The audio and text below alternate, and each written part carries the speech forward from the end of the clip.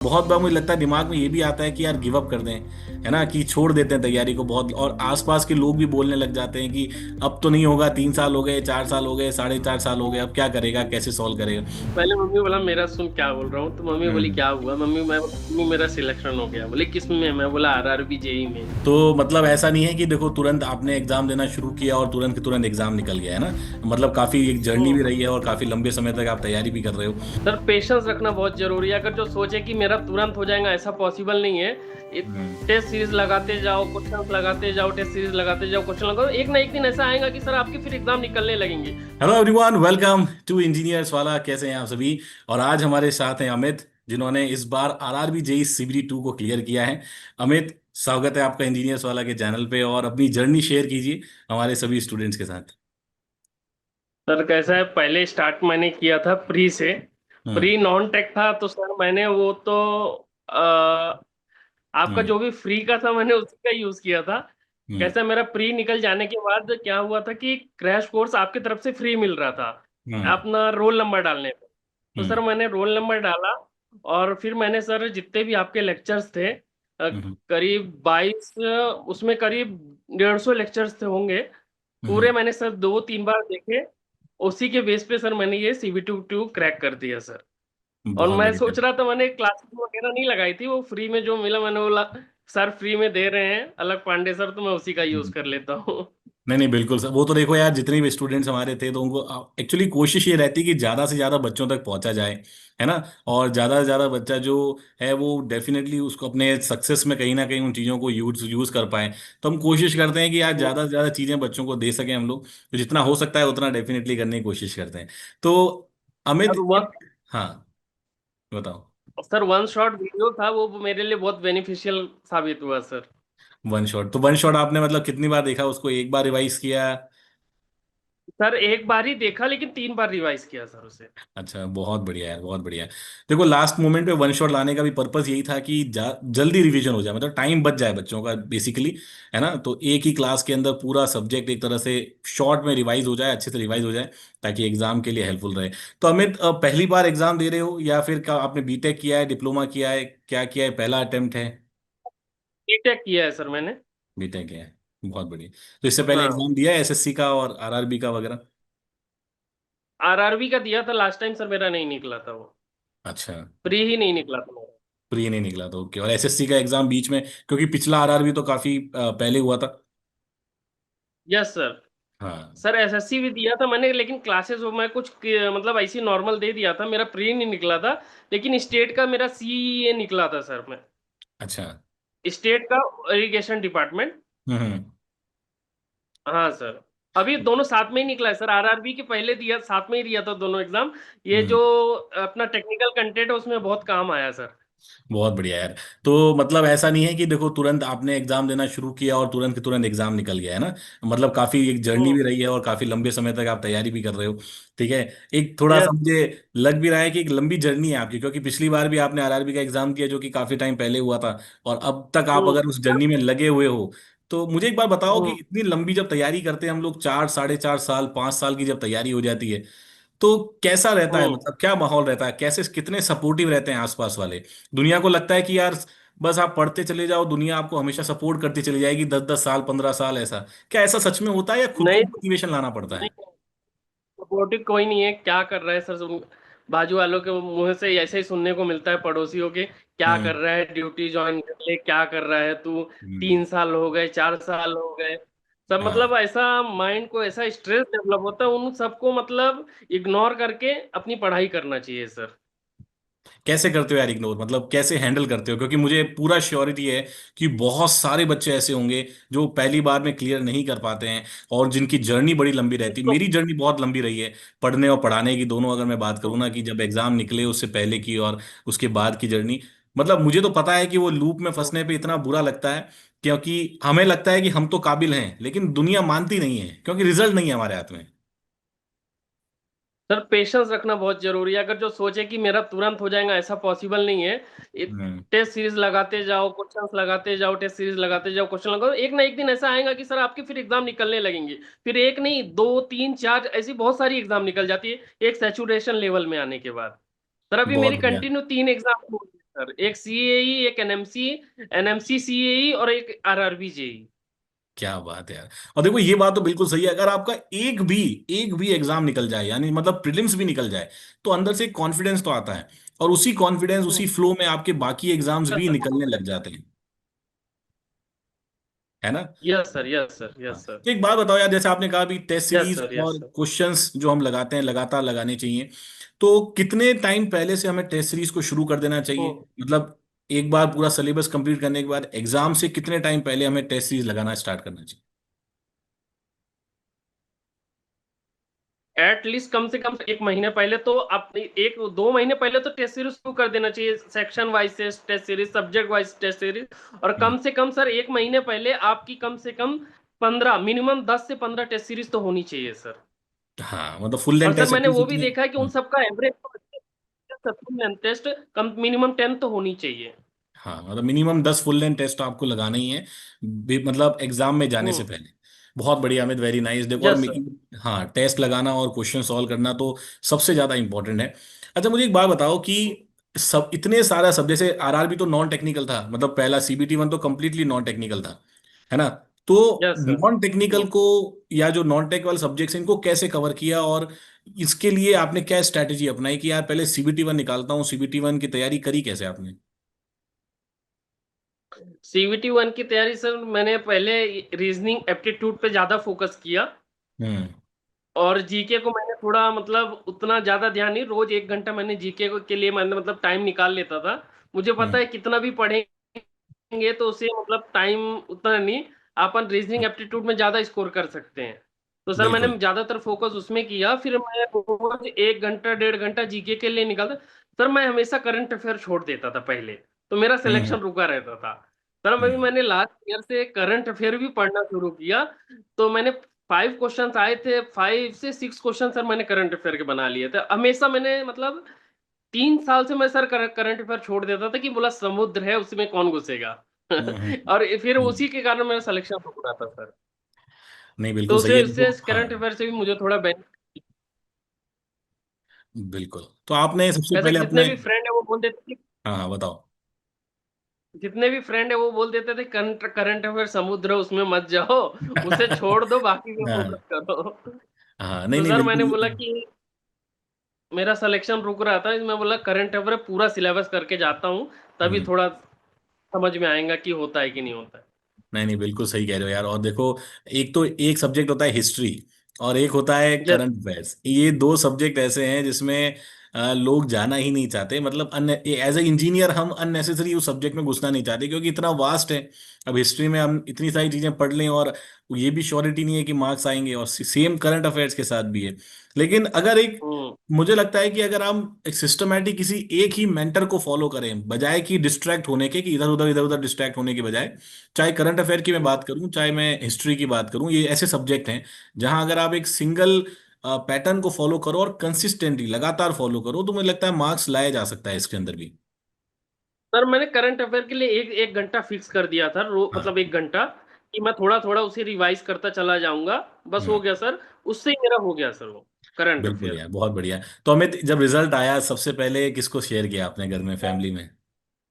Result आया सबसे पहले मैंने मम्मी को शेयर किया सर। नहीं शेयर किया, क्या रिएक्शन था घर वालों का? मतलब एक तो इतने साल से देख रहे हैं वो आपको संघर्ष करते हुए देख रहे हैं, कि यार सिलेक्शन जब नहीं भी होता तब भी शेयर करते होंगे घर पे कि इस बार मम्मी नहीं हो पाया, या लास्ट ईयर नहीं हो पाया, तो वो भी उनको पता है कि आप, आपका रिजेक्शन वाला फेस कैसा था, तो सिलेक्शन वाला फेस, मतलब क्या उनका रिएक्शन था उस पे? सर पहले तो मम्मी किसी से बात कर रही थी, मैंने तुरंत मोबाइल खींचा और काट दिया फोन। हाँ। पहले मम्मी बोला मेरा सुन क्या बोल रहा हूँ, तो मम्मी बोली हम्म। क्या हुआ, मैं बोला मम्मी मेरा सिलेक्शन हो गया। बोले किस में, मैं बोला आरआरबी जेई में। फिर सर मम्मी शॉक हो गई। फिर हमारे इसमें कैसा है, थोड़ा भगवान को मान रखते, ये सब भगवान की दया है, भोलेनाथ की कृपा है। तो मम्मी के ये हम्म। सब रिएक्शन शुरू हो गए थे। बहुत बढ़िया यार। और डेफिनेटली अंदर से तो बड़ा, पापा का क्या रिएक्शन था? सर पापा तो बाहर थे, मैंने कॉल करके बताया बोले, तो उन्होंने बोले हम्म। कि जाइए तिलंखड़ी हनुमान मंदिर में, जाके नारियल फोड़िए तुरंत और मिठाई उठाई चढ़ा दीजिए वहां पे। नहीं बहुत बिल्कुल खुश थे यार। पापा भी सर, मम्मी भी, दोनों बहुत खुश थे। यार बहुत बढ़िया। और जब देखो, जब सिलेक्शन, मुझे लगता है ना, जब किसी घर में एक सरकारी नौकरी में किसी भी एस्पिरेंट का एक सिलेक्शन होता है, तो वो अकेला एस्पिरेंट सेलेक्ट नहीं होता, मुझे लगता है उसकी पूरी फैमिली के लिए खुशियां आती है, और पूरी फैमिली ऐसा फील करती है कि यार हम सेलेक्ट हुए हैं। यस ऐसा होता है। तो पूरी यस फैमिली सर, को, यस हाँ, पूरी फैमिली को एक यस सर, खुशी यस होती है कि यार हमने भी मेहनत करी थी, हमने भी वो संघर्ष इसके साथ ही किया है। यस सर, और मेहनत करी थी सर मुझे। मैं आरआरबी के लिए पूरा मैंने एक दे दिया था। हाँ, बहुत बढ़िया। तो इसके बाद देखो, जब आप सीबीटी वन में लगे और नॉन टेक्निकल आपने किया, अमित। हेलो। हेलो। हाँ अमित, आवाज आ रही है आपकी। हाँ सर। हाँ, तो हाँ जब सर। आपने जब आपने देखो नॉन टेक्निकल किया सीबीटी वन है ना, तो उसके बाद एकदम स्विच करना होता है हमें टेक्निकल पे, फिर से सीबीटी टू में, जहाँ पे 50 मार्क्स का आपका नॉन टेक्निकल है, लेकिन मेजर 100 मार्क्स का टेक्निकल रहता है। तो टेक्निकल को रिवाइज कैसे हम्म करते थे, क्योंकि बहुत बार बच्चे ये कहते हैं सर हम टेक्निकल पढ़ते हैं और फिर दिमाग से स्किप हो जाता है या भूल जाते हैं चीजों को, तो उसको रिवीजन में कैसे डाला आपने? सर, सीवीटी वन और टेक्निकल मैंने साथ में कंटिन्यू रखा था। लास्ट के एग्जाम के, सीवीटी वन के लास्ट के एग्जाम के एक महीने पहले मैंने टेक्निकल छोड़ दिया था सर। ओके। और फिर मैंने सिर्फ नॉन टेक किया। हम्म। और फिर जब कंप्लीट हो गया तो फिर जैसे ही मुझे पता चल गया था कि मेरा, जैसे ही पेपर दे के आया कि मेरा हो जाएगा, हम्म। तो फिर सर सब फिजिक्स वाला में कोर्सेस मिल रहे थे, मैंने कोर्सेस लगा लिए तुरंत। वो हम्म। अपना रिजल्ट आने के बाद मैंने अपने रोल नंबर डाले तो पता चला, मेरे फ्रेंड ने बताया कि वो फ्री ऑफ कॉस्ट है, आप ले सकते हो। तो मैंने हम्म। लिया, फिर पूरे उन्हीं से वीडियो, उन्हीं से क्वेश्चन प्रैक्टिस, उन्हीं से, उसी से ही मैंने वन शॉट वीडियो सब मैंने टेक्निकल सर उसी से कर लिया।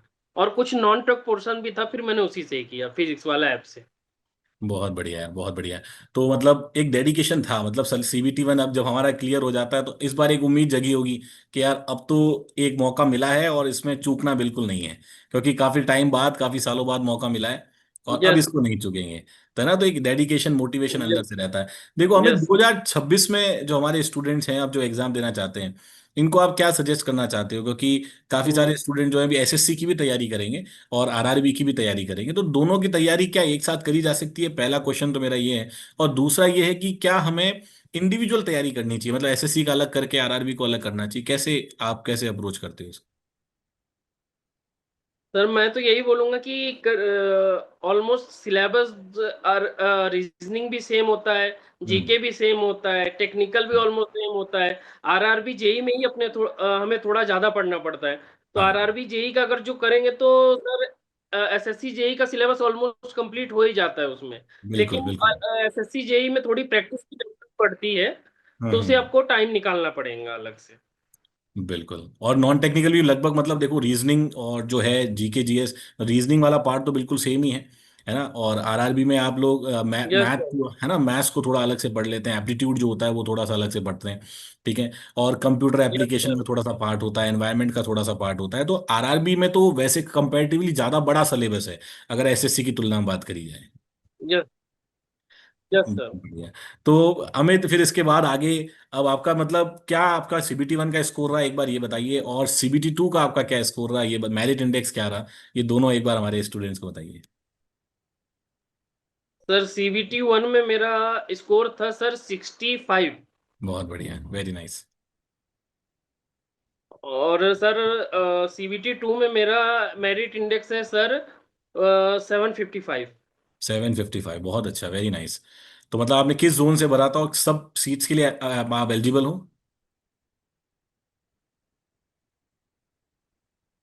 सर, मुंबई जोन से भरा था मैंने। Mumbai sir, zone. उसका कट ऑफ भी बहुत हाई गया है। हाँ, कट ऑफ काफी हाई गया, मुंबई जोन का काफी हाई कट ऑफ गया है। तो सारे डिपार्टमेंट के एलिजिबल हो या कुछ यस डिपार्टमेंट्स सर। के लिए?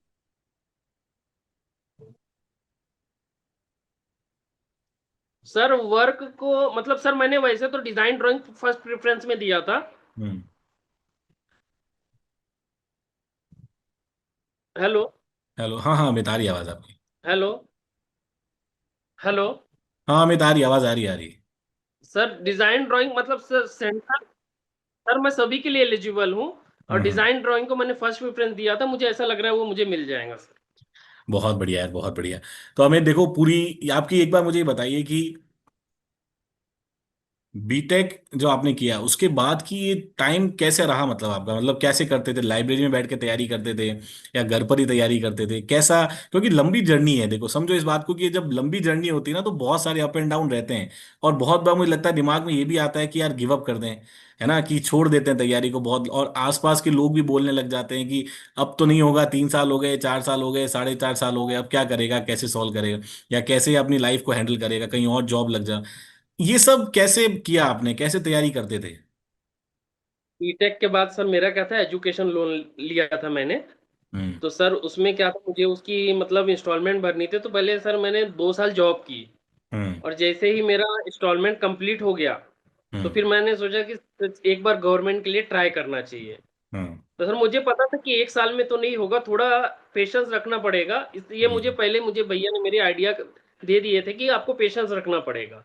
ओके। पेशेंस सबसे ज्यादा इंपॉर्टेंट है, अगर जो पेशेंस नहीं रख पाओगे तो आप कर नहीं पाओगे हम्म। Government job. तो सर इसलिए बिल्कुल। मैंने 2-3 साल कंटिन्यू पेशेंस लिया। वैसे तो सर मैंने 2019 में शुरू कर दिया था, लेकिन 2 साल मेरा पूरा कोरोना में चला गया। हाँ हाँ। हाँ फिर सर मेरा, फिर उसमें पढ़ाई मेरी उतनी खास नहीं हुई। फिर मैं तो घर पे ही रहा तो मेरी पढ़ाई नहीं हुई थी सर। फिर मेरा क्या हो, फिर 2021 से मैंने अच्छे से स्टार्ट की थी पढ़ाई अपनी। फिर तो सर 2021 से 2 साल फिर फिर। मैं, यस सर। बहुत बढ़िया यार, बहुत बढ़िया। तो मतलब देखो, आपने फिर बीच में ब्रेक भी आ गया पढ़ाई में, और फिर वापस से आपने पढ़ाई को रीस्टार्ट भी किया। इन सब चीजों में आपका सपोर्ट किसने किया सबसे ज्यादा, अगर बोला जाए तो? अब फैमिली के अंदर भी एक सपोर्ट सिस्टम होता है, तो आप किसको मानते हो कि आपका ये सफलता अभी जो आपको मिली है, देखो सिर्फ कैंडिडेट अकेले की नहीं होती है ना, पूरे काफी सारे लोगों का एक सपोर्ट होता है, तब हम इस मुकाम तक पहुंच पाते हैं। तो क्या लगता है आपको, सबसे ज्यादा सपोर्ट आपको किसने किया है? सर सबसे ज्यादा सपोर्ट किया मम्मी ने, फिर उसके बाद पापा ने। बहुत बढ़िया है, बहुत बढ़िया। तो अब तो मतलब घर में खुशी का माहौल होगा, है ना? यस, खुशी का माहौल है सर। डॉक्यूमेंट वेरिफिकेशन भी है मेरे 6 अगस्त को। चलो यार अमित, बहुत बढ़िया। अमित, जो 2026 के जितने भी आरआरबी के एस्पिरेंट्स हैं, तो उनको अगर आप जो, मतलब मैं उन बच्चों की बात कर रहा हूँ, स्पेसिफिकली नए बच्चों की बात नहीं कर रहा, उन बच्चों की बात कर रहा हूँ जिन्होंने 2018 में भी आरआरबी दिया होगा आपके साथ उस समय, ठीक है, और जो इस बार भी दे हैं लेकिन इस बार उनका हो नहीं पाया है, तो उनकी जर्नी भी लंबी है। तो मैं इस वाले इंटरव्यू में उन बच्चों के बारे में बात करना चाह रहा हूँ कि जो कम से कम 6 या 7 साल से तैयारी कर रहे हैं, तो आप उनको क्या एक एडवाइस देना चाहते हो, क्योंकि वो भी सेम सिचुएशन से गुजर रहे होंगे, लोगों के ताने डेफिनेटली सुन रहे होंगे वो भी, है ना, और घर में भी आसपास नेगेटिविटी का माहौल आ रहा होगा, किसी की शादी हो जाती है और रिस्पॉन्सिबिलिटी, जिम्मेदारियां बढ़ जाती हैं, बहुत सारी चीजें होती हैं 6-7 सालों के अंदर, बहुत लंबा टाइम होता है। क्या उनको एडवाइस देना चाहते हो, एज अ छोटा भाई, बड़ा भाई, एज अ एस्पिरेंट, क्या उनको आप एडवाइस करना चाहते हो?